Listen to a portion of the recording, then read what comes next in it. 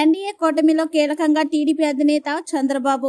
NDA సమావేశంలో చంద్రబాబుకు అధిక ప్రాధాన్యత.